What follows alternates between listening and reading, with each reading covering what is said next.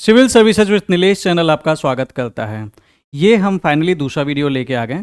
पहले वीडियो में हमने आपको बताया था स्टेप बाय स्टेप कैसे ओटीआर भरना है और उन सारी दिक्कतों के बारे में आपसे डिस्कशन किया था जहाँ पे बच्चों को दिक्कत हो रही थी। अभी तक अगर आपने इसका वीडियो 1 नहीं देखा है, जो पार्ट 1 है, तो आप जल्दी से आई बटन पर क्लिक करके उस वीडियो को देख लीजिए और उसका जो लिंक है वो आपको उसका डिस्क्रिप्शन बॉक्स में मिल जाएगा। ठीक है, अब हमने रजिस्ट्रेशन कर लिया है, हमारा ओटीआर रजिस्टर्ड है। उसके बाद मेरे पास ईमेल आईडी है, मोबाइल नंबर है, या फिर ओटीआर आईडी के थ्रू मैं मोबाइल नंबर या फिर जो भी ये डिटेल्स हैं डाल के उसके बाद अपना पासवर्ड, जो आपको याद होगा कि जब फर्स्ट टाइम हमने ओटीआर लॉगिन किया था तो पासवर्ड आपसे बोला था कि अपना पासवर्ड बना लीजिए, वो पासवर्ड यहाँ पे डाल के वेरिफिकेशन कोड में डालूंगा और इसे लॉगिन करूँगा और उसके आगे का मैं प्रोसेस आपसे डिस्कस करूँगा। ये देखिए, हमने मोबाइल नंबर भर लिया है। सेफ्टी के लिए जिन कैंडिडेट्स का हम आईडी यूज़ कर रहे हैं उनका हमने मोबाइल नंबर खैर यहाँ पे छुपा दिया है। आप अपना मोबाइल नंबर डालेंगे, फिर आपके पास जो ओटीपी आया होगा आप उसे डाल सकते हैं या फिर आपने जो पासवर्ड बना रखा है, और यहाँ पे ये जो कैप्चा है इसे आप फिल कर देंगे। उसके बाद आप लॉगिन पे क्लिक करेंगे। अब डिटेल्स डाल के जब मैं क्लिक किया है मैंने, तो ये पेज आ गया है। आपने देखा होगा ओटीआर में ये डिटेल्स थी जो हमने ऑलरेडी फिल की थी। अच्छा, यहाँ पे एक इंपॉर्टेंट बात ये सीधा सीधा देखिए लिखा हुआ है कि इसके 4 पार्ट्स हैं। Part 1 OTR profile completion, part 2 application form जो मैं भी आपको भर के दिखाऊंगा, पार्ट 3 डैफ एंड पार्ट 4 जहाँ पे आप fees, photograph, signature, examination centre selection ये सब करते हैं। ये सारी चीज़ें ओवरऑल बोल बच्चन है, इसमें ज़्यादा नहीं पढ़ना है। ये सारी चीज़ें हम जब ओटीआर भर रहे थे तो तब भी हमने इन चीज़ों का ध्यान रखा था। ठीक है, आप अपनी फ़ीस ऑनलाइन भी पे कर सकते हैं या फिर कैश चालान एसबीआई बैंक में जाके कर सकते हैं, बट जनरली चूंकि डिजिटल इंडिया है तो इट इज़ एक्सपेक्टेड कि मैक्सिमम कैंडिडेट्स ऑनलाइन ही भर रहे होंगे। उसके अलावा जो कि फ़ीस से स्किप करना चाहें, अगर आप एक्सेप्टेड हैं तो आप स्टेप 10 एंड 11 इग्नोर कर सकते हैं। ठीक है, एक चीज़ यहाँ पे लिखी है, पॉइंट नंबर 15 बहुत ध्यान से पढ़ लीजिएगा। Please provide the photo identity card number in part 1 and upload copy of same in part 1 application form and remember to carry it at the time of personality test examination at the venue. ये चीज़ मैंने आपसे starting में भी stress की थी कि आपको जो फोटो आइडेंटिटी यूज कर रहे हैं वो हर समय आपके पास ओरिजिनली अवेलेबल होनी चाहिए। यहाँ पे मैं आपसे एक छोटी सी बात डिस्कस करना चाहूँगा। अगर पॉसिबल है तो आधार कार्ड यूज करें। उसके पीछे मैं आपको रीजन बताता हूं। आधार कार्ड में क्या होता है कि आप का नंबर से वो लिंक होता है तो आप किसी शॉप पे 100 रुपये दे के ना उसकी एक कॉपी बनवा सकते हैं और जो ओरिजिनल जैसी ही लगती है, प्लास्टिक कार्ड बन जाते हैं उसके। तो अगर कभी आपसे खो भी गया ना, एंड सपोज आप कहीं से कहीं गए हो और आपको सिर्फ आधार नंबर है, तो भी वो ओरिजिनल जैसा आप बनवा सकते हो। ये सब फायदे पैन कार्ड, डीएल, इन सब में आपको नहीं मिलेंगे। तो वो एक अनफॉर्चुनेट सर्कमस्टांस की भाई ऐसा कुछ हो गया, मेरे साथ कांड हो गया, तो मैं कम से कम आधार में मेरे पास ये एक श्योरिटी है कि मैं तुरंत बन जाएगा। अदरवाइज फिर वही चक्कर लगाने पड़ेंगे, उसमें आप परेशान होकर क्या फ़ायदा। ठीक है, तो ये सारी चीज़ें हैं। एंड ये सीधा सीधा लिखा हुआ है कि जब आप फॉर्म भर लोगे तो भैया ईमेल आईडी हम तुमको देंगे और अपना जो भी बना रहे हो घुमा फिरा के उसको सेव करते चलना, ये चीज़ है। इसके बाद आप क्या करेंगे, यहाँ पे जाएंगे, आपका डैशबोर्ड है, ये हमने भर रखा है। हम इसमें लेटेस्ट नोटिफिकेशन पे क्लिक करेंगे। ठीक है, लेटेस्ट नोटिफिकेशन पे हम क्लिक करेंगे। ये देख लीजिए, पार्ट 1 आपका ऑलरेडी भरा हुआ है क्योंकि part 1 is about the OTR only, जो आपने भरा था। तो पार्ट 1 भर रखा है, तो बेसिकली इसके बाद हम पार्ट 2 पे क्लिक करेंगे और हम इस पे जाएंगे। अब देखिए, पार्ट 2 रजिस्ट्रेशन पे जब आपने क्लिक किया तो आपके सामने इस तरह से पेज खुल के आएगा। पार्ट 2 रजिस्ट्रेशन के ये पार्ट्स हैं। पेमेंट, उसके बाद पहले ये डिटेल इसमें ये भरनी है, payment, photograph, signature, centre selection and agreeing to declaration. यहाँ पे देखिए आपकी डिटेल्स वापस आएंगी। ये चीज़ आप अब चेक करते रहना हमेशा। कभी कभी क्या होता है हम ध्यान नहीं दे पाते, कोई स्पेलिंग मिस्टेक हो गई या कुछ चीज़ें, तो आपके पास पता रहेगा कि भैया मेरे को इसमें करेक्शन करना है। तो जैसे इनका name, gender, date of birth, father's name, mother's name, do you belong to minority, mobile number, ये सारी चीज़ें हैं जो हमने OTR 1 के टाइम पे भर रखी थी, वो आपको यहाँ पे डिस्प्ले होके दिखती जाएगी। अब हम इसे ऊपर करके देखते हैं। अब ये देखिए, अब जैसे इन्होंने, अब देखिए यहाँ पे इनका एड्रेस है तो वो तो मैं नहीं बता सकता, सॉरी फॉर दैट। तो आपको मैं बस ये दिखाना चाह रहा हूँ कि ये फॉर्म कैसे काम करता है। इसके बाद आपको नेशनलिटी सेलेक्ट करनी है, सिटीजन ऑफ इंडिया। तो जैसे ये सिटीजन ऑफ इंडिया है तो ऑटोमेटिकली यहाँ पे ऑप्शन आया रहेगा, भैया आप सिटीजन ऑफ इंडिया, चेंज करने का कोई ऑप्शन नहीं है। इनके केस में अनमैरिड था तो उन्होंने अनमैरिड ऑलरेडी यहाँ पे लिख के आ रखा है। ठीक है, अगर आप इस कैटेगरी के हैं कि नहीं, यस नो में पूछेगा, फिर कम्युनिटी, ये सब ऑलरेडी भरा रहेगा आपका। फिर उसके बाद आपको अपनी एजुकेशनल क्वालिफिकेशन भरनी है। तो लाइक अपीयर्ड और ऑलरेडी पास्ड, ये आप अपने अकॉर्डिंग सेलेक्ट कर लेंगे। तो जैसे अगर आपने अपीयर्ड कर दिया या फिर और उसके बाद आपकी डिग्री इन ग्रेजुएशन पूछेगा, तो let's say that you are graduate in sociology, तो आपसे एग्जाम का प्रेफरेंस पूछेगा, सिविल सर्विसेज या फिर दूसरी चीज़ें। Like let's say if you are the graduate in law, तो आपसे पूछेगा सिविल सर्विसेज एंड ऑल, तो ये सारी चीज़ें आपसे वो पूछ लेगा, या फिर अदर्स कर लिया, ठीक है। तो आप कौन सा एग्जाम देना चाहते हैं ये आपसे पूछ लेगा, तो आप उसके अकॉर्डिंग भर लेंगे। लाइक लेट्स से डिग्री ऑफ इंजीनियरिंग, ठीक है। अब देखिए, जब इन्होंने डिग्री ऑफ इंजीनियरिंग किया तब इन्होंने ये बोला कि civil services and Indian forest services, तो बेसिकली ये चीज ये बता रहा है कि कुछ सब्जेक्ट्स ऐसे हैं जिसके जो आपको आईएफएस के लिए चाहिए ही चाहिए, तो जब आप वो सब्जेक्ट सेलेक्ट करेंगे तभी ये आईएफएस का जो ऑप्शन है वो आएगा, अदरवाइज ये सिर्फ सिविल सर्विसेज का आपको ऑप्शन देगा। आईएफएस के लिए आप एलिजिबल है कि नहीं उसकी लिस्ट आपको जो नोटिफिकेशन है उससे मिल जाएगी, तो अकॉर्डिंगली आपने ये भर लेंगे। और ये देखिए, उसके बाद जब हमने ये सेलेक्ट कर लिया है और हम इसे सबमिट कंटिन्यू करना चाहते हैं, तो ये सीधे सीधे लिख के आएगा, candidate should note that no change is allowed in the specific details like the centre of examination, optional subject, medium of examination, compulsory Indian language for civil services mains examination one submitted. तो ये आपको कॉशन्ड रहना है। और यहां पे मैं आपसे एक बात बताना चाहता हूं कि देखिए, सीधी सी बात है कि आप सेंटर ऑफ एग्जामिनेशन ये सारी चीज़ें तो आपको चूज करनी है। आप में से कई सारे ऐसे बच्चे होंगे जो अभी तक ऑप्शनल डिसाइड नहीं कर पाए होंगे या परेशान होंगे कि मेरे को करना कैसे है। मैं आपको एक चीज़ बताना चाहता हूँ, मैंने जब अपने ऑप्शनल की तैयारी की थी, मैंने 69 डेज में सोशियोलॉजी को कवर किया था। अगर आपका कोई ऑप्शनल तैयार नहीं है, पहली चीज़, और आप अपने ऑप्शनल में कॉन्फिडेंट भी नहीं हैं, दूसरी चीज़, तीसरी चीज़ कि आपके पास एक सही मेंटर नहीं है, तो मैं प्रीलिम्स के बाद एक सोशियोलॉजी का बैच लेके आऊँगा जिसमें मैं आपका उस टाइम पे कवर भी कराऊंगा और सारी जो भी रिक्वायरमेंट है 300 से ऊपर का स्कोर करने के लिए वो सारी चीज़ें मैं कराऊंगा। And it will be through the mnemonics also, although वो एक पेड बैच होगा। बट अभी अगर आपको कुछ नहीं समझ में आ रहा है एंड आप चाहते हैं कि आप मेरे साथ सोशियोलॉजी की तैयारी कर लें और फिलहाल प्रीलिम्स में ध्यान दें, तो आप सोशियोलॉजी ऑप्शनल भर सकते हैं। और जब आपने फिर सबमिट बटन दबा दिया तो ये स्क्रीन आपके सामने खुल के आएगी। पेमेंट, फोटो एंड सिग्नेचर, ये सारे अगले प्रोसेस हैं। पार्ट 2 रजिस्ट्रेशन है। अगर आप अपना एज रिलैक्सेशन मांग रहे हैं तो आप यस कर सकते हैं। तो आपसे पूछेगा किस कैटेगरी के तहत आप एज रिलैक्सेशन मांग रहे हैं। कैटेगरी का कोड देखने के लिए आपको ऑलरेडी ये दे रखा है, भाई डिफेंस पर्सन है कि एक्स सर्विसमैन। अब ये इन्होंने, चूंकि ये जनरल कैटेगरी से हैं, इसलिए इन्होंने इनके केस में ये चीज़ अप्लाइड नहीं होगी क्योंकि यहाँ पे इन्होंने अभी तक काम नहीं कर रखा है। बट अगर आप ओबीसी हैं तो आपका उसके अकॉर्डिंग आएगा फॉर्म, और कोई और कैटेगरी में तो उसके अकॉर्डिंग आएगा। फिलहाल जब आप उसे क्लिक करेंगे तो ये नंबर पूछेगा कि भैया कोड आपको डालना है, तो ये कोड आपको मेंशन कर देना है वहाँ पे, ठीक है।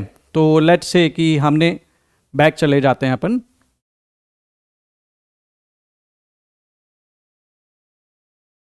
उसके बाद जब आप क्लिक करेंगे तो आपके सामने इस तरह से फॉर्म आ जाएगा। फोटो आईडी कार्ड जो भी आपने डाल रखा होगा उसकी डिटेल्स यहाँ पे लिखी रहेंगी, ठीक है। जैसे इन्होंने आधार कार्ड के लिए ले रखा था तो उन्होंने कंसेंट, आपको पता है कि बिना तुम्हारी कंसेंट के तुम्हारा डिटेल ले नहीं सकते, वो अलग बात है, ले लेते हैं, लेकिन नहीं ले सकते जैसा लिखा है ऑफिशियली, ये चीज़ कर लेंगे। उसके बाद आप अपने डॉक्यूमेंट्स एक बार चेक करना चाहें कि आपने कौन से डॉक्यूमेंट अपलोड कर रखे हैं, तो यहाँ पे आप देख लेंगे। Please indicate your percentage at the graduation level, तो आपने जो ग्रेजुएशन लेवल पे जो परसेंटेज होगी वो यहाँ पे डाल देनी है। उसके बाद number of attempts already made in the civil service examination, तो यहाँ पे वो चीज़ आपको डाल देनी है। ऑल्दो ओटीआर के दौरान उन्होंने वो डिटेल आपसे ले ली थी, बट ये रिपीट मारनी है। उसके बाद जब आप स्क्रॉल करके नीचे आएंगे तो आपसे इन डिटेल्स के बारे में मांगेगा कि भैया आप कहाँ पे चाहते हैं कि आप मेंस दे सकें। सिविल सर्विसेज, सीएसएम का मतलब हो गया सिविल सर्विसेज मेन एग्जामिनेशन, यानी कि जब आप प्रीलिम्स क्वालिफाई करेंगे तब जो स्टेज आएगी, ये उसके बारे में आपसे अभी ही पूछ रहा है। तो आपको अपना सेंटर सेलेक्ट कर लेना है। यहाँ पे देखिए कुछ सेंटर्स में तो लिमिट नहीं है, लाइक उन्होंने एक लिस्ट दे रखी है, बाकी सेंटर्स में लिमिट है कि इतने कैंडिडेट्स ही सेंटर पे हम अलाउ कर सकते हैं। लाइक दिल्ली बहुत जल्दी भर जाता है क्योंकि बहुत सारी जनसंख्या यहाँ के है, तो जो लोग दिल्ली भरना चाहते हैं तो वो जल्दी भर सकते हैं। अदरवाइज आप अकॉर्डिंगली जहाँ से भी आपके लिए कन्वीनियंट है, आप चाहते हैं मेंस देना, वहाँ पे आप उसको भर सकते हैं। दिल्ली का बस एक फ़ायदा ये होता है कि आप ऑफलाइन जाके पेपर दे सकते हो। अदरवाइज आज की डेट में ऑनलाइन का जो टाइम है, इस टाइम पे ज़्यादा फर्क नहीं पड़ता क्योंकि आप क्या करते हो, क्वेश्चन पेपर लेते हो, आप कोचिंग्स को भेजते हो, वो चेक करके आपको दे देते हैं कॉपी, तो वो भी चल जाता है। कुछ बच्चे वो कर लेते हैं, कुछ बच्चे ऑफलाइन सेंटर पे जाके लिखते हैं, इसलिए कई बच्चे दिल्ली भरते हैं। Language medium for the examination for paper 1 to 2, जैसे अगर हमने मान लिया कि इन्होंने जयपुर डाला, अभी हमने इसको फाइनल नहीं करेंगे। Language medium for paper for examination for paper 1 to 5, ये कौन से पेपर्स हैं? ये आपके ऐसे GS 1 2 3 4 है। तो आप किस लैंग्वेज में देना चाहते हैं? हिंदी में देना चाहते हैं, इंग्लिश में देना चाहते हैं, या फिर ये जो लैंग्वेजेस हैं इन्होंने मेंशन कर रखी, इसमें कौन सी लैंग्वेज में आप देना चाहते हैं? ठीक है, तो सपोज इन्होंने अगर इंग्लिश डाल रखा है, उसके बाद फिर आप अपना ऑप्शनल कौन सा लेना चाहते हैं। तो यहाँ पे मैंने बताया कि अगर इन द केस और कोई ऑप्शनल तैयार नहीं है और मेरे साथ आप तैयारी करना चाहते हो तो आप सोशियोलॉजी ले सकते हैं मेरे ट्रस्ट पे, बट वो एक पेड बैच होगा, पहले ही बता दे रहा हूँ, बट वो एक ऐसा बेहतरीन बैच होगा कि आपको मज़ा आ जाएगा। आप 80 दिन के अंदर ऐसे कवर करोगे कि आप आराम से 300 लेके आओगे। स्टिल जो भी ऑप्शनल आपने फाइनल कर रखा होगा वो आप डाल सकते हैं, ठीक है। देन आएगा do you hello from Arunachal Pradesh, Manipur, this, तो आपको ये सेलेक्ट करना है। उसके बाद इसे आपको कंटिन्यू दबा देना है। अच्छा, यहाँ पे एक चीज़ को भरने के बाद ना, जैसे कि मान लो कि हिस्ट्री आपने ले लिया, तो आपसे सब्जेक्ट की मीडियम पूछेगा, select optional medium for paper 6 and 7, तो ये इंग्लिश ही दे रहा है, ठीक है। तो यहाँ पे आप इंग्लिश सेलेक्ट कर लेंगे। हो सकता है कि कुछ और लैंग्वेज लेंगे तो यहाँ पे कुछ और देगा, नेपाली का ऑप्शन दे दिया, तो ये चीज़ है। तो दूसरी लैंग्वेज सब सेलेक्ट करेंगे तभी वो देगा, अदरवाइज अगर आपने ये लैंग्वेज इंग्लिश ले रखी है तो ये आपको इंग्लिश ही देगा, ठीक है। उसके बाद आप यहाँ से हैं कि नहीं है तो सेलेक्ट ऑप्शन यस नो आपको कर देना, फिर कंटिन्यू पे क्लिक कर देना है। अब ये देख लीजिए कि जैसे ही मैंने यहाँ पे नो सेलेक्ट किया, यस सेलेक्ट करता तो ये मेरे पास बटन नहीं आया था, बट मैंने जैसे ही नो सेलेक्ट किया तो मेरे से बोला है कि मेरे को एक लैंग्वेज पेपर देना पड़ेगा। मतलब तुम कोई भी चुन सकते हो, उर्दू, तेलुगु, तमिल वगैरह वगैरह, आपका एक पेपर होगा। मैं आपको यहाँ पे बता दूं, मेंस के टाइम पे ना आपको 2 पेपर दिए जाते हैं जो आपको क्वालिफाइंग इन नेचर होते हैं, ठीक है। क्वालिफाइंग इन नेचर मतलब वो 300 नंबर का पेपर आता है जिसमें आपको 75 नंबर लाने कंपलसरी हैं। आपके बाकी के पेपर GS 1 2 3 4 ये सारी चीजें तभी काउंट होंगी जब आप क्वालिफाइंग पेपर क्वालिफाई करोगे, वो सीसेट जैसा है। तो आपको एक लैंग्वेज चूज करनी पड़ेगी। तो जैसे अगर इन्होंने, इनका हिंदी है तो उन्होंने हिंदी चूज कर लिया, देन ये कंटिन्यू पे क्लिक करेंगे। फिर जैसे ही आप क्लिक करेंगे फिर इस तरह से पूरी डिटेल्स लिख के आएंगे। अभी तक जो भी आपने डिटेल डाली है वो सारी डिटेल आपको चेक करने का अब ये ऑप्शन देगा। तो वहां पे देखिए आपने सबमिट किया था तो आपकी सारी डिटेल्स इस तरह से आ रही थी। आपको examination applied year, name, gender, ये सारा कुछ आ रहा था, एग्जामिनेशन एप्लीकेशन डिटेल्स एंड ये सारी चीज़ें। एंड फिर आपने फोटो आइडेंटिटी कार्ड, या ये आपने देखा होगा जितनी भी चीज फील्ड्स थी ना सारी चीज़ हैं। एंड उसके बाद फिर सेंटर क्या है, आपका लैंग्वेज मीडियम में, सब कुछ चेक करने का ऑप्शन आया है, ठीक है। यार इस वीडियो पे बड़ी मेहनत पड़ी, अभी हमने एक बोर्ड पकड़ रखा है ताकि आपको ये सारा दिखा सकें। तो इस वीडियो को लाइक करना मत भूलना, कम से कम इस एफर्ट्स के लिए ही सही, ठीक है। एंड जरूर कमेंट करके बता देना, ठीक है। तो ये सारी चीज़ें। So if you want to change, अगर आपको यहाँ पे देखो एक ऑप्शन आ रहा है, यहाँ पे लिख के आपको ये दिख भी रहा होगा, अगर आप चेंज करना चाहते हैं एनी ऑफ द इन्फॉर्मेशन, तो आप जब फॉर्म खोलेंगे ना तो वहाँ पे अपडेट आपका बटन दिखेगा। क्योंकि हमने ऑलरेडी छुपा रखी डिटेल्स तो इसमें नहीं दिख रहा है, तो आप अपडेट का भी ऑप्शन है। तो मेरी सलाह ये है कि अगर आपको कोई सुधार करना है तो यहीं पर सुधार कर लेना, गलती मत करना, ठीक है। उसके बाद कंफर्म रैंडम इमेज जो यहाँ पे आएगी, कैप्चा जो होती है आप वो डाल देंगे। एंड उसके बाद आई डू नॉट एग्री या फिर आई एग्री, ये और दिख रहा है ना हल्का सा आई डू नॉट एग्री, उसके बगल में आई एग्री आपको दिखेगा। तो उस पर जब आप क्लिक कर दोगे तो ये फॉर्म यहाँ पे, ये वाला जो प्रोसेस है फिलहाल के लिए कंप्लीट हो जाएगा, ये पेज कंप्लीट हो जाएगा और आप अगले पेज पे चले जाएंगे। अब ये देखिए जैसे ही मैंने आई एग्री बटन पे दबाया, सीधे सीधे ये बोल रहा है कि once you agree no changes will be permissible in part 2 registration of your application. तो बहुत ध्यान से सोच समझ के ये सारी डिटेल्स चेक करके ही ओके करके सबमिट करना, ये आपको ध्यान रखना है। सबमिट करने के बाद ये आपकी जो भी डिटेल्स है, रजिस्ट्रेशन आईडी, नेम, ये सारी चीज़ें आ जाएंगी, आप इसे चेक कर लेना और इसका एक स्क्रीनशॉट लेके जरूर रख लेना। अच्छा, यहाँ पे मैं एक चीज़ और आपसे शेयर करना चाहूँगा, ये जो पेजेज आते जा रहे हैं ना, जो कंप्लीट होने के बाद आ रहे हैं, उसी टाइम पे उसका स्क्रीनशॉट लेके अपने ईमेल आईडी में डाल लेना। कई बार क्या होता है ना, हम सेव करके नहीं रखते, हमसे डिटेल्स खो जाते तो हम परेशान होते रहते कहाँ ढूंढें। अपनी ईमेल आईडी में डाल लेने के बाद ना आपको ना परेशान नहीं होना पड़ेगा। जैसे मैं क्या करता था ना, मैं स्कूल टाइम का जितने डॉक्यूमेंट्स थे, स्कूल, कॉलेज, डिग्री वगैरह जो भी थी, कई बार मैं डर लगता है यार हमारा डॉक्यूमेंट खो गया तो क्या होगा। आपकी ईमेल आईडी नहीं खोएगी, तो वो आप अपनी ईमेल आईडी पे जरूर डाल लीजिए। इससे क्या होगा, वो खोने के चांसेस खत्म हो जाएंगे। और उसके बाद फिर हम आगे बढ़ते हैं। फिर ये प्रिंट स्लिप कर लीजिए। उसके बाद आप डैफ ऑफ CSM पार्ट 3 पे क्लिक करेंगे। डैफ 3 में जब आप आएंगे तो ये फॉर्म आपका खुल जाएगा, जहाँ पे आपसे पूछेगा, यहाँ पे आपका OTR वगैरह का नंबर रहेगा, रजिस्ट्रेशन ID वगैरह रहेगी, ये हमने छुपा दिया है प्राइवेसी पर्पज़ से। उसके बाद आपसे language medium for interview test पूछेगा, फिर आपसे पूछेगा whether father live, whether mother live deceased, whether you are PW candidate, और फिर क्या आपके पास एजुकेशनल क्वालिफिकेशन है vide rule number 6 of the examination. अब ये देखिए हमने थोड़ा पेज बड़ा कर लिया है ताकि OTR डिटेल्स आप ना देख पाएँ, ठीक है। उसके बाद please select the interview test का मीडियम, ठीक है। जैसे इनका मीडियम इंग्लिश है तो हमने यहाँ पे इंग्लिश भर दिया, ठीक है। फादर लाइव, मदर लाइव, जो भी स्टेटस है। उसके बाद यहाँ पे एक इंपॉर्टेंट चीज़ आ रही है, do you possess the prescribed educational qualification. ये बहुत इंपॉर्टेंट है। बेसिकली ये बता रहा है कि भैया तुम्हारे पास डिग्री है कि नहीं है। अगर नहीं है तो क्या तुम फाइनल ईयर में हो तो क्या तुमको जब मेंस का फॉर्म आएगा उसको भरने के एंड डेट तक तुमको डिग्री मिल जाएगी, मतलब पास आउट कर लोगे कम से कम। अगर नहीं कर पाओगे तो तुम भैया इंटरव्यू के लिए क्वालिफाई मतलब कंसिडर नहीं किए जाओगे, ठीक है। तो ये कॉलेज अपियरिंग स्टूडेंट्स के लिए बहुत इंपॉर्टेंट चीज़ है। सीधा सीधा देखिए लिखा हुआ है, candidate who have appeared at the qualifying examination, the passing of which would render them educationally qualified for commission examination, but have not been informed of the result, as also the candidate who intend to appear at the qualifying examination will be eligible for admission to prelims के लिए आप eligible हैं, but all candidates who are declared qualified by the commission for taking the civil services main examination will be required to produce proof of passing the requisite qualifying examination along with their application for the main examination, failing which such candidate will not be admitted to the main examination। ये अब पढ़िएगा, ये बहुत important है। Such proof of passing the requisite qualifying examination should have been issued latest by the closing date of the DAF 1 of the main examination।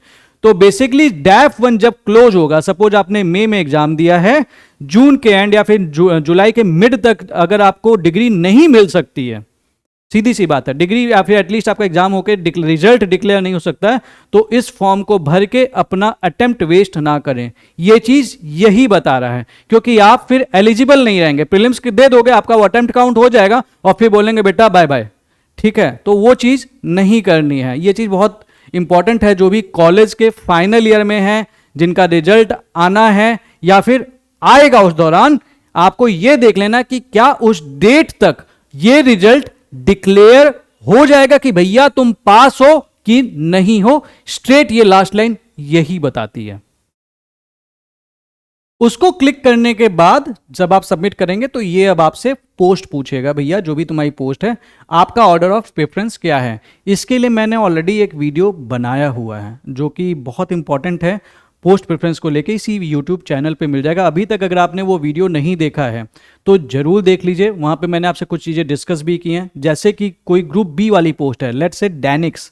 तो डैनिक्स को मैंने personally, जैसे अगर मेरे से पूछे तो मैं डैनिक्स या डैनिप्स को प्रिफर करूँगा in comparison to other post such as जो आपकी ये जो पोस्ट आ रही हैं आपकी इंडियन ट्रेड सर्विसेज एटसेट्रा, क्योंकि उसकी जो पावर्स हैं, जो उसका डायमेंशन है, वो एज एन इक्वेलेंट टू छोटा IAS है, घुमा फिरा के आप मान लीजिए।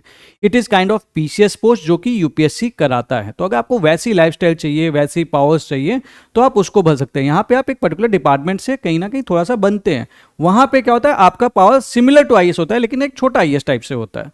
तो सबके अपने देखो रीजन्स लेकिन हो सकता है। कुछ लोग को यह है कि नहीं भैया मेरी पोस्ट ग्रुप A में ही होनी चाहिए, तभी नहीं, अदरवाइज अगर ग्रुप A नहीं है तो वर्दी नहीं है, ग्रुप B, तो वो लोग उसको भर देते हैं। तो वो सारे रीजन्स मैंने आपसे डिस्कस किए हैं, वो जरूर वीडियो देख लीजिएगा इस चीज को भरने से पहले। और ब्लाइंडली इमिटेट मत कीजिएगा। देखो यार सीधी सी बात है, एक छोटा सा एग्जांपल लेके बोलता हूं आपसे कि हर कोई फॉरेन नहीं रहना चाहता, बट इन जनरल कई सारे बच्चे IAS के जस्ट बाद IFS भरते जस्ट बिकॉज कोई और भर रहा था। आप ये देख लीजिए कि आप अपनी जिंदगी का 2/3 हिस्सा क्या विदेश में बिताना चाहेंगे। अगर हाँ तो बहुत अच्छी बात है, आपको भरना चाहिए ऊपर। और अगर ना तो आपको समझने ये चीज चेक करने की जरूरत है कि आप IAS के बाद IPS भरे ना कि IFS भरे, ठीक है। तो ये सारे डिसीजंस, कुछ लोग को मेट्रोपॉलिटन सिटी चाहिए जैसे, ठीक है। अब आप IAS IPS बनोगे तो सीधी सी बात है आपको रूरल एरिया में पोस्टिंग मिलेगी, आपको लेना पड़ेगा। दूसरी बात कैडर वाली बातें हैं कि भैया हमको जो कैडर है, एक बार हम मान लो कि हम एक बार हमें कोई स्टेट, लेट्स से कि वैसे सारे स्टेट्स बहुत अच्छे हैं बट हमें कहीं पे पोस्टिंग नहीं चाहिए, बट एक बार आपको कोई कैडर अलॉट हो गया तो आप अपनी पूरी जिंदगी वहीं ओवरऑल बिताते हो मोर और लेस, ठीक है। तो वो सारी चीजें उसकी अपनी दिक्कतें हैं, मजे अलग हैं, यू आर एन IAS, भुकाली आइटम हो आप। लेकिन अगर आप क्या कहते हैं वो चीज़ नहीं है और आपको कार्डर उस हिसाब से नहीं मिला तो मज़ा नहीं आएगा, क्योंकि अपने स्टेट में बनने का मज़ा अलग है, सीधी सी बात है। हर कोई चाहता है कि उसको होम कार्डर मिले, नहीं मिला तो उस टाइप के सबके मन में होता है। कुछ लोग का होता है यार मेरे को रूरल एरिया में रहना है, मेरे को लाइक लेट्स से कि मेरे को शहर में ही रहना है, तो मेरे को एक शहर वाली पोस्टिंग चाहिए। तो उसमें क्या होता है कि IRS आपको हेल्प करता है कि आप एक अच्छी जगह पे आपकी पोस्टिंग होती है। तो सबकी अपनी प्रेफरेंसेस हैं। और एक चीज़ यहाँ पे मैं बता दूँ, सारी पोस्ट अच्छी हैं, पोस्ट कोई भी खराब नहीं है। UPSC करा है तो भाई अच्छी पोस्ट तो सारी होंगी, बट इट इज जस्ट कि आपकी क्या प्रेफरेंसेस हैं, जिसके बेसिस पे आप कोई पोस्ट ऊपर नीचे करना चाहते हो, ये चीज जरूर देख लेना। अब इस सर्विस प्रेफरेंस में कुछ चीजें हैं। देखो, फॉर्म भरने से पहले ना अगर ये इंस्ट्रक्शंस दे रहे हैं तो ये इंस्ट्रक्शंस हमें पढ़ लेने चाहिए। हम क्या करते हैं ना कि हम इंस्ट्रक्शंस ही नहीं पढ़ते, आपके कई सारे डाउट्स यहीं पे क्लियर हो जाएंगे। पहली चीज, indicate your order of preference given below for which you will be considered for the appointment. अब देखो, आपको पहला प्रेफरेंस कैसे लिखना है, 01, सेकंड प्रेफरेंस 02, 1 2 नहीं लिखना है, 01 02 03 इस हिसाब से लिखना है, ठीक है। In case the services which the candidate do not want to opt for, he will have to enter 99। Suppose इसमें कोई सर्विस नहीं चाहिए, मेरे को IFS नहीं चाहिए, विदेश नहीं रहना है, तो मैं 99 डालूंगा इसमें। ये सीधा सीधा लिखा हुआ है, नॉट एप्लीकेबल, NA ये सब नहीं डालूंगा, 99 डालूंगा। भैया मेरे कोई सर्विस नहीं चाहिए, अपन को नहीं जमता है फॉरेन जाना, एक छोटी सी बात है, ठीक है। उसके बाद इट इज क्लैरिफाइड दैट, अब देखो ये चीज पढ़ लेना कि the below order of service does not reflect their relative importance in the eyes of government and candidate are advise to use their own discretion while indicating preference for various service. कि भैया ये government की नज़र में आपकी relative importance नहीं बता रही है, ठीक है, वो अलग की बात है कि आपको भी पता है सच्चाई। Second thing, a candidate shall be required to mandatorily indicate order of preference only for those service participating in civil service examination for the year for which he is interested to be allocated to। और ये बाद में आप preference change नहीं कर पाएंगे। जो service which are not required to be opted has been sold as non opted. जब नॉन ऑप्टेड, तो जब आप 99 लिखेंगे तो बाद में नॉट ऑप्टेड वो लिख के आएगा, उसमें 99 तो लिख के नहीं आएगा, तो नॉट ऑप्टेड आएगा जब आप फाइनली फॉर्म देखेंगे, ठीक है। जिस बच्चे को IPS मिल चुका है अर्लियर एग्जामिनेशन पे और वो ऑलरेडी IPS है, तो उसको IPS के लिए वो एलिजिबल नहीं है। अब पता चला तुम झारखंड में IPS हो, एक एग्जांपल लेके बोल रहा हूं, तुमको बिहार में आना है, तो तुम अगले साल बिहार में चले गए, तो इसमें क्या होता है, गवर्नमेंट का ना बहुत सारा पैसा लगता है। जब आप इसकी ट्रेनिंग होती है, सारी चीज़ें होती है, तो कई सारे बच्चे सिर्फ कैडर चेंज करने के लिए, उनको IPS ही रहना था, तो वो एग्जाम देते थे। तो ऐसी चीज़ों को अवॉइड करने के लिए अगर आप झारखंड में IPS हैं तो आप झारखंड में ही IPS रहेंगे। आप जाके बिहार में IPS नहीं बन सकते अनलेस आपका कुछ दूसरे रीजन से आपका ट्रांसफर हो जाए, जैसे कि शादी हो गई एंड ऑल, तो उसमें आपकी शिफ्टिंग जरूरी है, तो वो एक अलग रीजन्स होते हैं। बट अदरवाइज आपका कार्डर चेंज नहीं होगा। तो अगर आप IPS हैं तो आप IPS के लिए नहीं भर सकते। उसके बाद फिर ये चीज आएगी कि आपको ये डिटेल डालनी है एंड सेव एंड कंटिन्यू करना है। और यहां पे मैं आपको एक चीज बता दूं, इन सारी जॉब्स के बारे में, इन सारी पोस्ट्स के बारे में मैंने आपसे डिस्कस कर रखा था इन डिटेल, पोस्ट प्रेफरेंस। आप जाके इस चैनल पे जरूर चेक कर लेना उन पोस्ट के बारे में जो मैंने डिस्कस कर रखा है, एक बार देख लेना। नहीं देखा है तो गलती करोगे, प्लीज देख लेना, आपके भले के लिए बता रहा हूं। और उसके बाद इसको भर लेना। फॉर्म भरने की इतनी जल्दबाजी मत मचाना, क्योंकि यहां पे आपकी जिंदगी भी डिसाइड हो रही है जो आप उसको देने वाले हो उस जॉब को। तो उसके लिए एटलीस्ट इन पोस्ट के बारे में पता रख के एक इन्फॉर्म्ड डिसीजन ही लेना है आपको। उसकी डिटेल्स के बाद आपसे सोशियो इकोनॉमिक क्वेश्चनर पे आ जाएगा। जान लेने के लिए फॉर्म काफ़ी है भैया, इतना बड़ा फॉर्म, सीरियसली मैं क्या ही बोलूँ। धन्य हो प्रभु जिसने ये फॉर्म बनाया, ठीक है। बच्चे इतना परेशान हो रहे हैं, एटलीस्ट एक वीडियो बना के दे दिए होते अगर आप लोग कि भैया तुम्हारा फॉर्म इस हिसाब से भरना है, ताकि तो बच्चों को, कितने सारे बच्चों को दिक्कत नहीं होती। स्टिल ठीक है, जिस प्रभु ने भी बनाया है उस धन्य हो, उसको यही कह सकते हैं, ठीक है। ये in the name of transparency torturing ज़्यादा लग रही है यार। चलो कोई नहीं, सोशियो इकोनॉमिक क्वेश्चनर पे आ गए। अब इसके बाद प्लेस ऑफ बर्थ, लाइक आप विलेज तहसील जहाँ पे भी हैं, उसके बाद जहाँ पे आपने ज़्यादातर स्कूल एजुकेशन। अब ज़्यादातर स्कूल एजुकेशन का मतलब ये है कि जैसे आपकी 12 साल की स्कूलिंग है, लेट्स से कि 5 साल आपने अनपरा में बिताया है, 7 साल आपने ओबरा में बिताया, तो आप यहाँ पे ओबरा भरेंगे। तो ज़्यादातर स्कूल पोर्शन जो है परसेंटेज वाइज वो आपको यहाँ पे सेलेक्ट कर लेनी है। अब लाइक ये विलेज में, अगर आप विलेज में रहे हैं, अच्छा यहाँ पे विलेज में रहे हैं, टाउन में रहे हैं, डिस्ट्रिक्ट में रहे हैं, तो ये बता रहा है कि आपको उसमें से ये सेलेक्ट करना है, ठीक है। तो वो वाला इग्नोर कर देना कि ओबरा अनपरा वाला एग्जाम्पल, यहाँ पे ये करना है। Place of residence after completing higher education service. अब यहाँ पे देखो मोस्ट ऑफ द टाइम लिखा है, ज़्यादातर वक्त। ये आपका सोशियो इकोनॉमिक क्वेश्चनर है। Questionnaire is collecting routine information only, not related to selection process in any way. Information provided by you in the questionnaire will be treated as confidential and it will be used for research purpose only. ठीक है, चलो भैया research कर लो हमारी detail पे, ठीक है।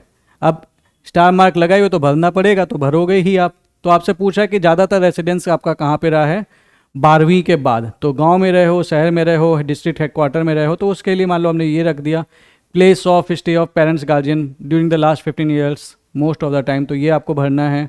उसके बाद after taking into account of place of birth, place schooling, place of college education and employment, your father's place, do you consider your background as rural और urban as per the definition of urban. तो ये आप urban की definition यहाँ पे देख भी सकते हैं, ये अर्बन की डेफिनेशन है। ये क्वेश्चन भी बन जाता है आपका, यूपीएससी में पूछ सकता है, पीसीएस में भी पूछ सकता है। तो ये याद कर लीजिए कि what is the urban area as per the census of India, ठीक है। टॉर्चर फॉर्म जिंदाबाद। Then you have the medium of instruction, क्या रहा आपका educational particular, English Hindi regional language other. College level पे क्या रहा, English Hindi regional language other. Then types of institution attend, government institution, private college लायक थे आप, यूनिवर्सिटी क्या किया आपने। देन एकेडमिक डिसिप्लिन, तो आपको ये मेंशन करनी है ग्रेजुएट डिग्री किस में मिली, क्या मिली, ह्यूमैनिटीज़ के बच्चे हैं आप, कॉमर्स के बच्चे हैं, ये सारी चीज़ें। अच्छा ये चीज़ तुम देख रहे हो, ये तो तुमने हमसे ऑलरेडी ओटीआर में डिटेल ले ली थी, तो ये खुद काहे नहीं कर लिए, ये बहुत गलत बात है, बट है तो है, ठीक है। ये चीज़ देख लीजिए, पोस्ट ग्रेजुएशन एमफिल वगैरह क्या डिसिप्लिन थी एंड ऑल। तो ये बच्चा ऑलरेडी परेशान हो चुका होगा अब तक फॉर्म भरने में, इसलिए मैं समझ रहा हूँ कि कितनी दिक्कत होगी। मुझे वीडियो बनाने में तो यार मेरी हालत ख़राब हो गई, ठीक है। तो एक लाइक तो बनता है, एक लाइक जरूर कर देना, ठीक है। Then present employment status, employed हैं, अनएम्प्लॉयड हैं, स्टूडेंट हैं, रिसर्च स्कॉलर हैं। इफ़ एम्प्लॉयड, अगर आपने बोल दिया एम्प्लॉयड तो आपसे नेचर ऑफ एम्प्लॉयमेंट पूछेगा, तो प्राइवेट सेक्टर दिस, ठीक है। Total income of the candidate, if employed अगर आपने पब्लिक सेक्टर में डालना तो आपसे आपकी इनकम पूछ लेगा, ठीक है। अच्छा यहाँ पे एक चीज़ है कि यार देखो, अगर अपने लिए ज़्यादा दिक्कत पैदा नहीं करनी, अगर आप मान लो लेट्स से कि कुछ बच्चे होते हैं ना, एक स्टूडेंट होते हैं, कुछ बच्चे होते हैं बोलते हैं सर मैं सेल्फ एम्प्लॉयड था, लेट्स से कि मैंने ट्यूशन कभी पढ़ाया था, 5 साल पहले पढ़ाया था, तो भी यहाँ सीधे इतना पंगेबाजी करने से ज़्यादा अच्छा है, ऑलरेडी वो लिख ही रहे हैं कि भैया तुमसे इसके बारे में उनको मतलब नहीं है, मतलब अपने तुम्हारे मेन फॉर्म में। तो यहाँ पे सिंपल आप इसे ना अनएम्प्लॉयड करके अपनी इनकम जीरो यहाँ पे सीधे लिख देना। अब 3 साल पहले कितना, तो उसका कोई रिकॉर्ड है ना कुछ है, सीधी सी बात है। और वैसे भी वो बहुत पहले की बात है, अभी तो अनएम्प्लॉयड ही है ना अपन, ठीक है। उसके बाद selection in previous civil services examination, तो आप पहले सेलेक्ट हुए हैं, यस, अगर हुए हैं तो आपकी क्या सर्विस है, अगर नहीं हुए हैं, अगर आपने सर्विस ज्वाइन की तो did you join the service, if no please furnish reason for, अगर आपने सर्विस नहीं ज्वाइन की तो क्या रीजन थे आपके, ठीक है। Let's say IPS, did you join the service, no, तो पूछेगा क्यों रीजन नहीं थे, हमने एक्सटेंशन लिया, हमने रिजाइन कर दिया, अगेन इम्पेयर हुए, ऑलरेडी सेम सर्विस में, not already service of choice, appointment other order not received others, तो ये रीजन पूछें। उसके बाद particulars of competitive examination for employment finally qualified by you, ठीक है। कौन कौन सा एग्जामिनेशन क्वालिफाई किए हो, जैसे कि मैंने एसएससी क्वालिफाई किया है तो मैं यहाँ पे एसएससी डालता। कितनी बार क्वालिफाई किया, हम 3 बार किए थे तो हम 3 बार एसएससी डालेंगे, और उसकी फिर हमसे ये डिटेल भी पूछ रहे होंगे, ठीक है। तो इस टाइप से सारी चीज़ें, नंबर ऑफ, अच्छा एक ही बार पूछ रहे हैं तो चलो इसको सेलेक्ट कर लो, number of times already qualified 3, इस हिसाब से डाल सकते हैं। और कोई एग्जाम आपने क्वालिफाई कर रखा है तो इसके अकॉर्डिंग सेलेक्ट करके उसमें डाल देना, ठीक है। अगर आप एनी अदर एग्जामिनेशन डालेंगे तो ये आपसे पूछेगा कि कितनी बार क्वालिफाई किए हो, तो कुछ तो एक तो ऑप्शन दे दिया, इसके बाद अगर कोई एग्जाम निकाले तो कितनी बार वो डाल देना। बेसिकली इनको अपनी रिसर्च प्रोसेस, जैसा उन्होंने लिखा था, रिसर्च प्रोसेस चाहिए, ठीक है। ये सोशियोलॉजी में एक चीज़ होता है, क्वेश्चनर कहते हैं उसे, it is kind of that only, जहाँ पे आप जो आपके रिसर्च जो फेलोज होते हैं आप उनको देते हैं भैया फॉर्म भरने के लिए, ठीक है। ये कुछ वैसा ही लगता है किसी सोशियोलॉजिस्ट ने बनाया है, ठीक है। Give 2 reasons in order of priority for preferring civil services. First priority आप क्या है, better pay, better service condition, prestige, power, job satisfaction, job security, diversity, ये वो, ठीक है। तो यार देखो, अच्छा तो यही लगेगा कि लाइक लेट्स से कि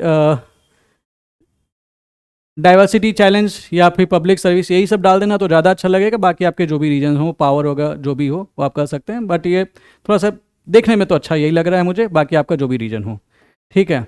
बैकग्राउंड ऑफ पेरेंट्स, फादर क्या हैं, एजुकेशनल क्वालिफिकेशन 10वीं पास हैं या फिर मैट्रिकुलेशन ग्रेजुएट, ये वो हैं कि नहीं है। मदर के बारे में सेम चीज़, ये चीज़ डाल देना है, एक अच्छी बात है कि इसके बाद इनका डिग्री नहीं मांग रहा है, अगर इसका मांग लेता तो मैं माँ कसम सर फोड़ लेता अपना, लेकिन नहीं मांग रहा है इसलिए मैं भी सर नहीं फोड़ूंगा, ठीक है। Then source of information about civil service examination, अब अपना सोर्स ऑफ एग्जामिनेशन बताओ। UPSC website, college, teachers, relatives ने बताया, रेडियो एडवर्टाइजमेंट में देखा, एम्प्लॉयमेंट न्यूज़ में देखा, तो इसमें आप अपने अकॉर्डिंग कुछ भी सेलेक्ट कर सकते हो, ठीक है। अदर्स में कोई भी रीजन हो सकता है।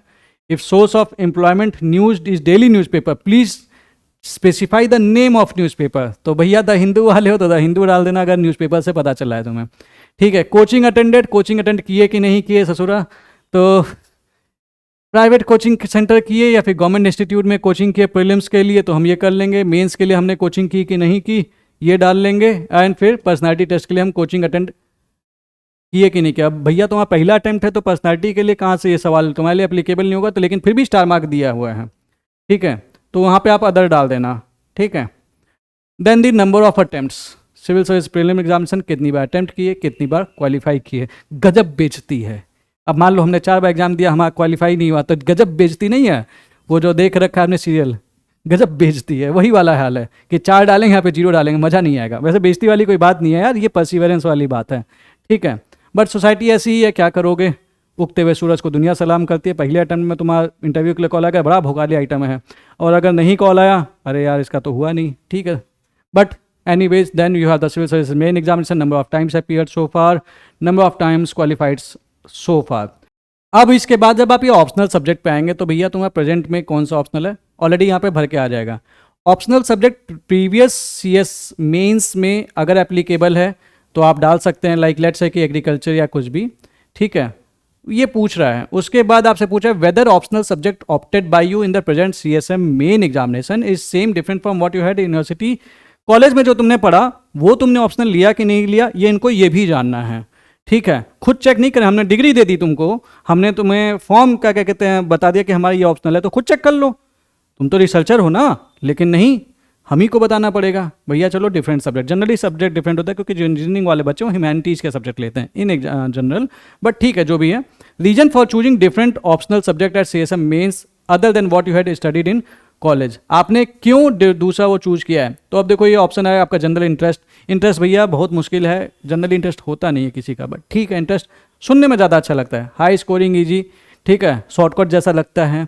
Availability of material guidance related with academics knowledge, content course content relevant to daily social life, familiarity, optional subject useful for the studies of general paper, academic reasons not included in UPSC syllabus, और ये grammatical error वो यहाँ पे बड़ा होना था, जो भी इंसान फॉर्म बना रहा है कृपया करके इसे सही कर लें, ठीक है। उसके बाद इसमें आप जो भी रीजन है ये आप डाल देंगे, जो भी आपका रीजन है। उसके बाद आपको पूछेगा कि please specify suggestion in brief to improve the civil service examination with regard to syllabus, examination system, personality test. मेरा यहाँ पे एक सजेशन है, और क्या है वो एक ही है कि भैया पहले जो ये फॉर्म है ना, जिस तरह से मैं ये वीडियो बना रहा हूँ, मेहनत कर रहा हूँ, तुम भी ये पूरा फॉर्म भरो और तुम भी ऐसी ही मेहनत करो, और मेहनत करके एक प्रॉपर वीडियो बनाओ इन सारे बच्चों के लिए, ताकि जो भी बच्चे इस वीडियो तक नहीं भी पहुंच पाए हैं वो भी समझ पाए कि एग्जैक्टली फॉर्म में भरना कैसे है। अरे बच्चा अभी अभी क्या अंडे से बाहर आया है, और तुमने क्या किया, तुमने उसको इतना बड़ा फॉर्म दे दिया, उसको समझने का मौका तो दिया ही नहीं। बेचारा प्रीलिम्स की भी तैयारी कर रहा है, भाई तुम्हारा फॉर्म भरेगा, 3-4 दिन वेस्ट हो गए उसके फॉर्म समझने में। आपको ये चीज़ सोचनी चाहिए कि जब आप ये फॉर्म बना रहे हैं तो ऐसा फॉर्म मत बनाए कि स्टूडेंट के लिए फॉर्म कम फ्रस्ट्रेशन ज़्यादा रहे। डिटेल्स चाहिए लीजिए, लेकिन फॉर्म के लिए आप उसके अकॉर्डिंग एक वीडियो भी बनाइए। खाली लिख के दे दिया वो तो वही हो गई ना, रेड टेपिज्म वाली बात हो गई। तो भैया अगर तुम ये जो भी इंसान फॉर्म बना रहा है तो मेरा उसको तो यही सजेशन है कि तुम एक बढ़िया सा ऐसा वीडियो बनाओ और यूपीएससी की वेबसाइट पे रिलीज कर दो, ठीक है, और मेरे कमेंट सेक्शन में बताओ कि इसको हम और बेटर कैसे बना सकते हैं। एनीवेज उसके अलावा बाकी अदरवाइज ये तो बातें थी, लेकिन अब मेन मुद्दे पे आते हैं कि आपको सजेशन देना है तो आप अपने अपने सजेशन दे सकते हैं। यहाँ पे थोड़ी सी एक सलाह मेरी है, बी रिस्पेक्टफुल, जो भी लिखेंगे रीजनेबल लिखिए, अदरवाइज आप इसे छोड़ भी सकते हैं, ठीक है। ये स्टार मार्क नहीं लगाया है तो आप उसे छोड़ सकते हैं। 200 वर्ड्स का ऐसे वाला जो आंसर राइटिंग वाला फॉर्मेट दे रखा है, 200 वर्ड्स में आप इसमें डिटेल लिख सकते हैं। तो आप लिख सकते हैं कि you can make the examination process easier, या फिर जो भी आपके मन में है कि भाई ऑप्शनल हटा देना चाहिए। कुछ बच्चों का रहता है, हर साल होता है, न्यूज़ आती है कि भाई ऑप्शनल हटा दो ताकि पैरिटी आ जाए सारे सब्जेक्ट्स के लिए, सारे चीज़ें कॉमन ले लो। तो वो भी कुछ लोग बोलते हैं। तो जो भी रीज़न है, आप यहाँ पे एक रीजनेबल रीज़न आप लिख सकते हैं। एंड अभी तक अगर आप वीडियो में बने हुए हैं, तो अभी तक अगर तुमने लाइक नहीं किया तो भगवान की कसम लाइक कर दो और कमेंट कर दो, बहुत मेहनत लग रही है। उसके बाद आएगा declaration to be sign by candidate. आप डिक्लेयर करते कि भैया जो जो इन्फॉर्मेशन तुमने दी है वो सही है, अगर गलत होगी तो तुम हमको निकाल बाहर कर सकते हो। घुमा फिरा के सारी चीज़ यही बोल रहा है और आप ये बता रहे हैं कि भैया हमने कोई इन्फॉर्मेशन तुमसे नहीं छुपाई है वगैरह वगैरह। अब यहाँ पे यार एकदम दिमाग मत लगाना, रही यार मैंने तो क्या कहते हैं स्कूलिंग में एक बच्चे को 2 दिन के लिए ट्यूशन पढ़ाया था, 200 रुपया लिया था और वो हमने डिटेल नहीं बताई। इस डिटेल से उनको मतलब नहीं है।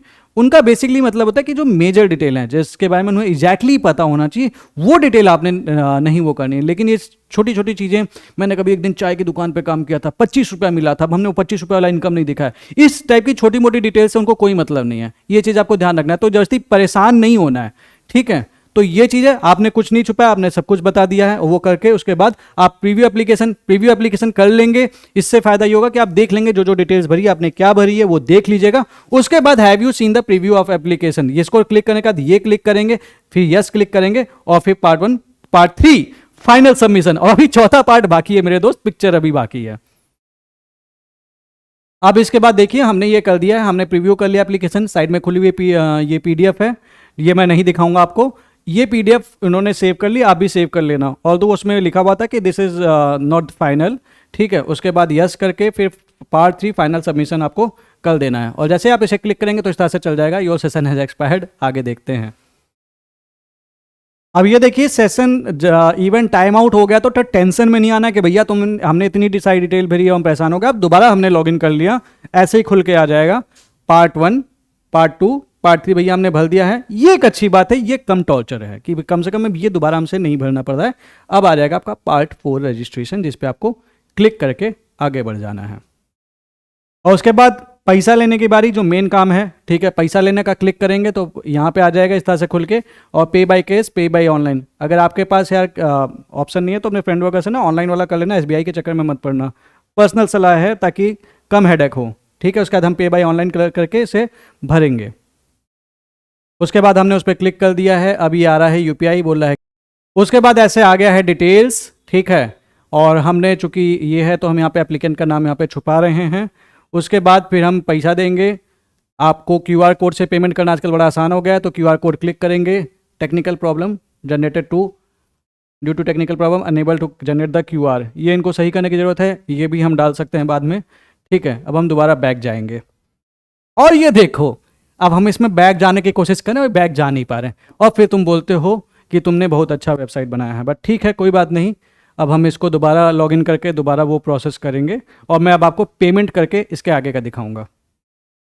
और फिर से लॉगिन करके आ गए हैं, ठीक है। इसके बाद हम जाएंगे पे एग्जामिनेशन फ़ी, पैसा देने जाएंगे। यूपीआई सेलेक्ट कर लेना, ज़्यादा अच्छा रहेगा। क्लिक टू कंटिन्यू, कंटिन्यू पे क्लिक करेंगे। उसके बाद ये आ जाएगा, हम कोशिश करेंगे यूपीआई से पे करने के लिए, तो ये यूपीआई से आएगा। ये डिटेल्स आ गई। अब हम सपोज करो क्यूआर कोड हम सेलेक्ट कर रहे हैं, तो ये क्यूआर कोड बोलेगा, देखो खुल रहा है, 100 रुपया मांग रहा है। ये क्यूआर कोड आ गया। अब मैं आपके सामने पे करके भी दिखाऊंगा। मैंने सोच रखा था कि मैं पैसे दूंगा, मुझे बड़ा अच्छा लगेगा। तो ये इनका मैंने स्क्रीनशॉट 100 रुपये का आ गया।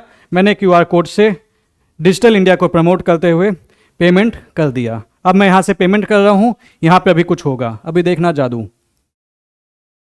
कुछ नहीं हुआ, ठीक है, लेकिन होना चाहिए। देखिए your transaction status is successful, ये आ गया, इनका पैसा जा चुका है। इसके बाद हम फिर ओके पे क्लिक कर देंगे।